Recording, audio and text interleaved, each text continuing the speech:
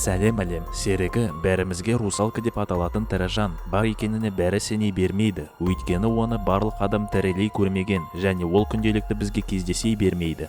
Бірнеше мың жылдар бойы адамдар серігіні көрдім деп олардың суреттерін салып отыратын еді. Алайда қазіргі заманда видео техникасы дамығандықтан бірнеше адам серігіні видеоға түсіріп алған болатын. Сол видеоларды біз сізге ұсынатын боламыз.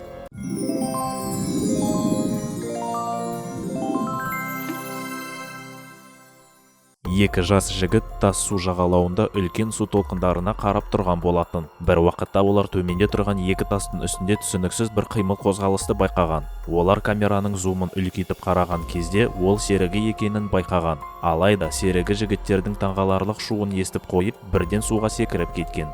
2013 жылы Испаниядағы қарапайым кемелі туристік саяхаттау барысында саяхатшының бірі айналадағы табиғатты видеоға түсіріп тұрған кезі алыстағы түсініксіз нәрсені көріп видеоға жазып алған. Бұл нәрседе адамның денесі бар екені анық, бірақ аяқтардың орнында жүзбе қанаттар орналасқан. Бұл түсініксіз нәрсе көл ортасында орналасқан таста отырып күннің көзіне шыққан болатын.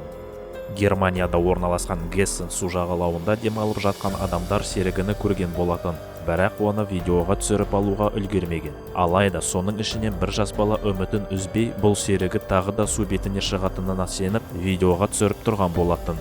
Біраз уақыттан кейін жас баланың үміті орындалды. Серігі су бетіне шығып, қайтып суға сүңгіп кеткен. Сол кішкентай ғана уақыт видеоға жазып алуға жеткілікті болған. Өте қорқынышты әрі оңбаған ұсқынымен түсініксіз нәрсені балықшылар Қызыл теңізінде ұстап алған. Оның ұзындығы 1,5 метр және тұтас қанат деген балықтарға ұқсайды. Бірақ оның келбеті адамдыкіне ұқсас. Сұмдық тірі жан тәжірибелі балықшыларды да таңқалдырған.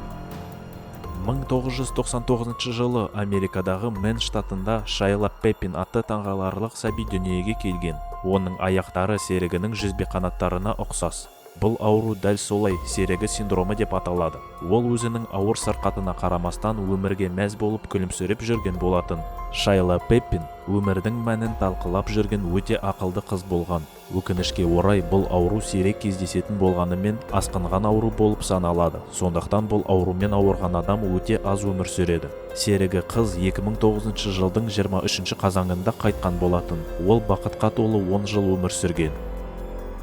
Тағы да қызықты іздеп жүрген жас жігіттер. Осы жолы бірнеше жігіт судың бойындағы жартастарға барып, ғажайып пейзаждардың рахатын көру мақсатында су жағалауына келген.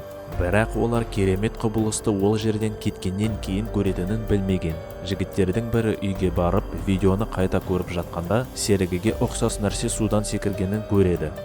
Су дауылы жағалауға әртүрлі нәрсені әкелетіні белгілі. Ол үлкен кальмарлар да немесе киттер. Бірақ осындай жағдайда күн қатты күйдіріп тастаған және шіріп жатқан денені көруге ешкім күтпейді. Бұл серігі су жағасында өте ұзақ мерзім жатқаны анық. Бразилиядағы дайвердің біреуіне өте қызықты видеоматериал түсіріп алуға сәті болған. Кезекті су астындағы жүзу барысында дайвер түсініксіз жүзіп келе жатқан жанды байқаған. Ол дайвердің үстінен жүзіп бара жатқанда серігі екенін байқауға болады.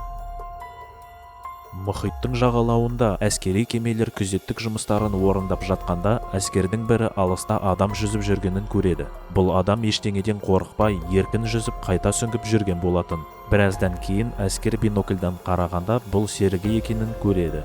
Мексикада Веракрус штатындағы су жағалауына өлі серігі судан шығарылған болатын.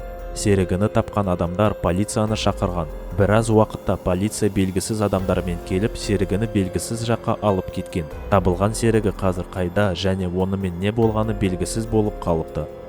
Достар, ал сіз серігіге сенесіз бе? Серігілер туралы не ойлайсыз? Комментарияға жазыңыздар. Және осы видеоға лайк басып, біздің Саяхат YouTube арнамызға тіркеліңіздер.